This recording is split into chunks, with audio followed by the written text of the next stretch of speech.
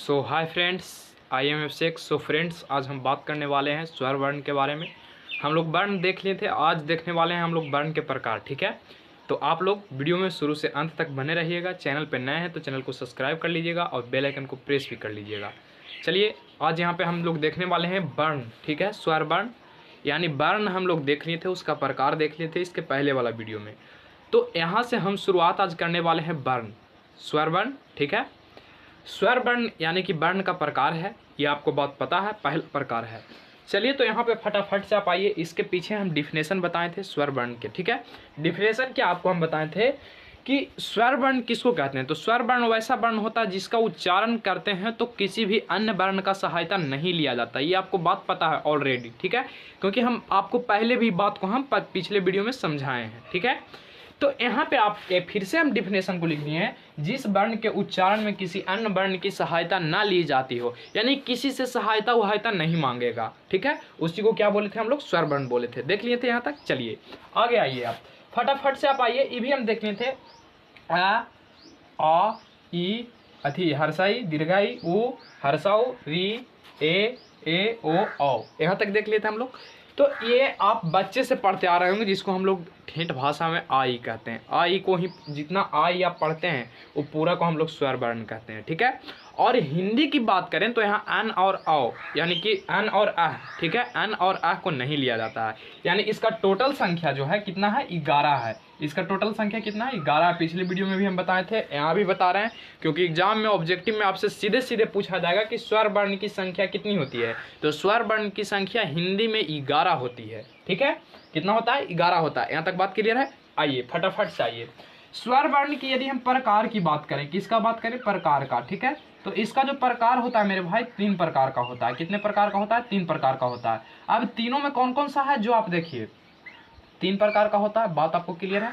पहला जो है ह्रस्व स्वर है। पहला कौन सा स्वर है, ह्रस्व स्वर वर्ण। ठीक है, ह्रस्व स्वर वर्ण, यहाँ तक बात क्लियर है। ह्रस्व स्वर वर्ण, ह्रस्व स्वर वर्ण को हम लोग एक मात्रिक स्वर भी कहते हैं। आपको ये भी याद रखना है, या तो एक मात्रिक स्वर कहे या ह्रस्व स्वर कहे, दोनों का मतलब एक ही हुआ। तो यानी ह्रस्व स्वर वर्ण को एक मात्रिक स्वर भी कहते हैं। दीर्घ स्वर वर्ण को हम लोग द्विमात्रिक, दीर्घ दी से दीर्घ, दी से द्यू, यानी द्विमात्रिक स्वर वर्ण, दीर्घ स्वर वर्ण को हम लोग कहते हैं। उसके बाद प्लुत स्वर वर्ण, प्लुत स्वर वर्ण को हम लोग बोलते हैं, प्लुत स्वर वर्ण को त्रिमात्रिक बोलते हैं। इसमें 3 मात्रा होता है। ठीक है, तो यहाँ पे आप लोग देखें कि ह्रस्व को एक मात्रिक बोले, दीर्घ को द्विमात्रिक बोले, प्लुत को त्रिमात्रिक बोले।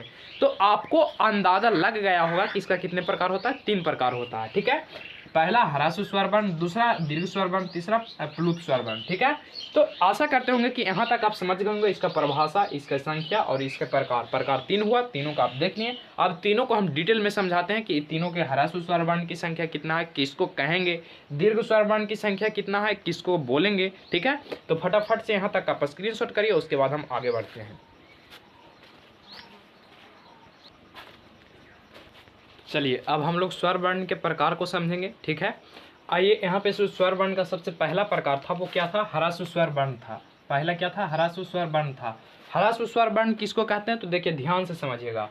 वे स्वर जो ह्रस्व या एक मात्रिक कहलाते हैं। ह्रस्व स्वर वर्ण को एक मात्रिक स्वर वर्ण भी कहते हैं, ये तो बात आपको पता है, जिसकी उत्पत्ति किसी दूसरे स्वर से नहीं होता है।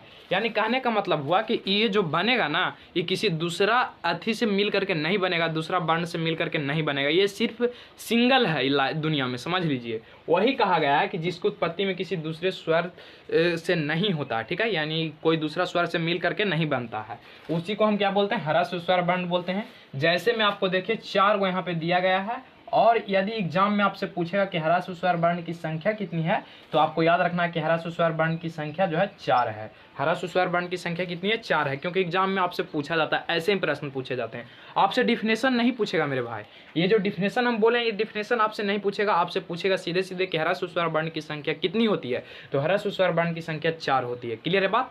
उसके बाद आप यहाँ पे आइए, दूसरा आपको पढ़ना है दीर्घ स्वर वर्ण। दीर्घ स्वर वर्ण पढ़ना। ठीक है, दीर्घ स्वर वर्ण की बात करें हम यहाँ पे, तो ह्रस्व स्वर को उसी ह्रस्व के स्वर के साथ मिलाने से जो स्वर बनता है, जैसे यहाँ पे आप ध्यान से समझिएगा, जैसे या है मेरे भाई, तो ये जो आ बना है ना, आ, आ प्लस आ मिल करके बना है, आ प्लस आ मिल करके, यानी ई जो ह्रस्व स्वर है ये भी ह्रस्व स्वर है, ये दोनों को हम मिला दिए तो ये आ बन गया। उसी प्रकार से ई जो बना है ना, ई प्लस ई मिल करके बना है, ठीक है। ऊ जो बना है ना, ऊ, ई बना है मिल करके ऊ प्लस ऊ से, ठीक है, दीर्घ बन गया है। ओके, बात क्लियर है, यहाँ तक आप समझ रहे होंगे।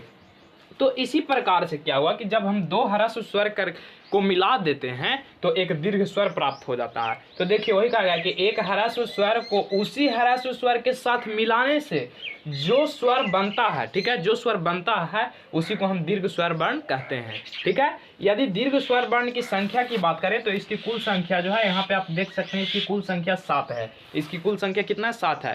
तो आपसे एग्जाम में सीधे तौर पे पूछेगा कि ह्रस्व स्वर वर्ण की दीर्घ स्वर वर्ण की संख्या कितनी होती है, तो दीर्घ स्वर वर्ण की संख्या 7 होती है, और ह्रस्व स्वर वर्ण की संख्या पूछे तो 4 होती है। जीरा में एक मात्रा रहेगा और ह्रस्व स्वर कहते हैं, देखिए एक मात्रा है, एक मात्रा, एक मात्रा, लेकिन एरो में देखिए 2 मात्रा आ गया, एकरो में 2 मात्रा, एरो में 2 मात्रा, एरो में 2 मात्रा, एरो में 2 मात्रा, एरो में, यानी कि टोटल संख्या के वो हो गया 7 गो हो गया दीर्घ स्वर के और 4 गो हो गया ह्रस्व स्वर के।